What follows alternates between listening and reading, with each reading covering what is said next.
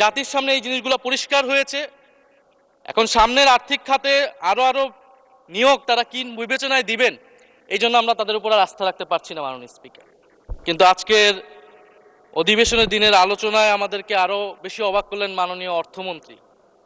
ফলে অর্থ সেক্টরের কিছু কথা, কিছু বক্তব্য দিয়ে আলোচনা শুরু করছি।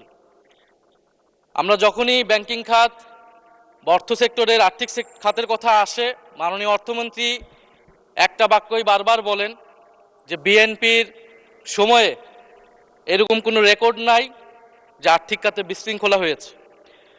উনি কিছুক্ষণ আগে অস্বীকার করলেন যে বাংলাদেশ ব্যাংকের গভর্নর একটা রাজনৈতিক নিয়োগ, তাদের দলের নির্বাচন কমিটির সদস্য, এবং তিনি এটা অস্বীকার করলেন। আমি মাননীয় স্পিকার টিআইবির একটা তথ্য আপনাদেরকে দিচ্ছি। বর্তমান সরকারি দলের যারা নির্বাচনের প্রার্থী হয়েছেন তাদের 59.41% ঋণগ্রস্ত, এবং যার বেশিরভাগ হচ্ছে সরকারি দলে।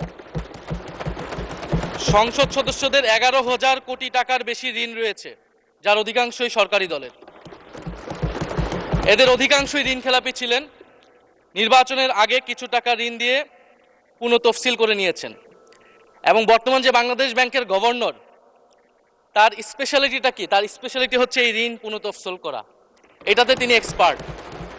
ফলে তাকে বাংলাদেশ ব্যাংকের গভর্নর কেন দেওয়া হয়েছে এটা খুব পরিষ্কার মাননীয় স্পিকার।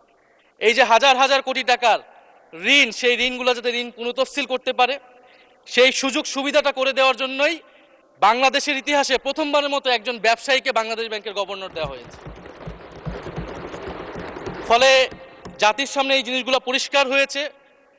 এখন সামনের আর্থিক খাতে আরো নিয়োগ তারা কি বিবেচনায় দিবেন, এই জন্য আমরা তাদের উপর আর আস্থা রাখতে পারছি না মাননীয় স্পিকার।